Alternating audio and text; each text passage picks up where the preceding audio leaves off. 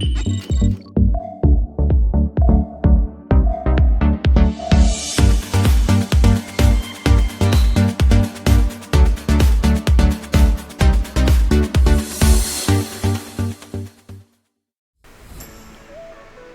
everyone, this is Zero Prime and welcome back to another episode of Zero Review, a series in which I look back on the games that I played on my channel and I give you my honest thoughts and opinions on said gameplay.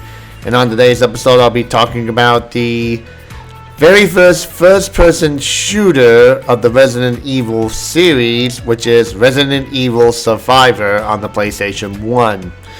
Now, as you can already tell from here, it is not very much, nothing really much to boast about or to, make a lot of standing ovations on this. Of course, this was back during the PlayStation 1 era, so the graphics were, what to be expected. And here, I believe that the Capcom was trying to, try to take different directions for the Resident Evil series besides doing the normal tank control, third person overhead view and all that stuff, like Resident Evils 1, 2, and 3. And for their efforts, I would say it wasn't that bad. It just could have been a little bit more better if they put a little more time and a little more polish, quote unquote, onto it, because while the game is not that bad, I mean, you can use a light gun for the PlayStation 1 game to use it, or a controller to move the crosshairs to shoot the zombies. And of course, this game does have like multiple paths that, depending on what choices you make through going through which door and such, determines which is like, the main bad guy, which is either the head guy of this island, the Elimination Task Force leader, or even the guy from the sewer. That's only the minor thing about that. The main boss of it is always, always going to be the tyrant, and that's it.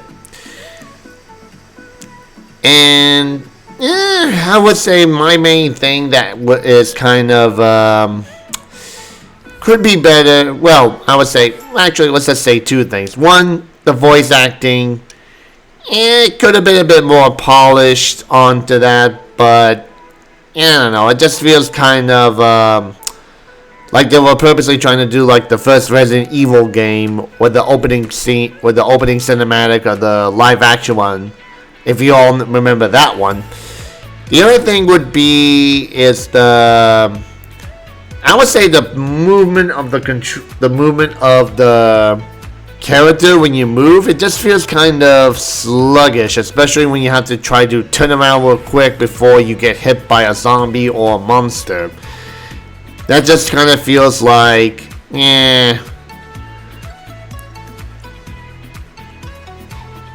excuse me, I was about to sneeze. It just makes it feel like, it just feels like kind of like a sluggish gameplay.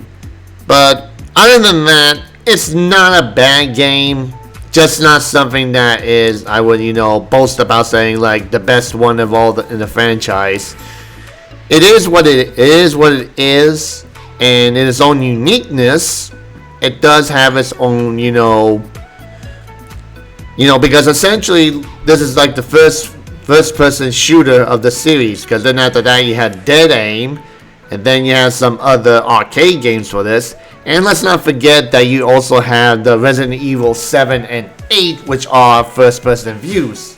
And all that could be stemmed all the way back to Survivor. So, in one instance, it's not the best game, but on the other hand, though, this is the progenitor, and no need to make that kind of joke there, given the lore of the game, the progenitor of the first-person shooter, where, we will have like, the 7 and 8.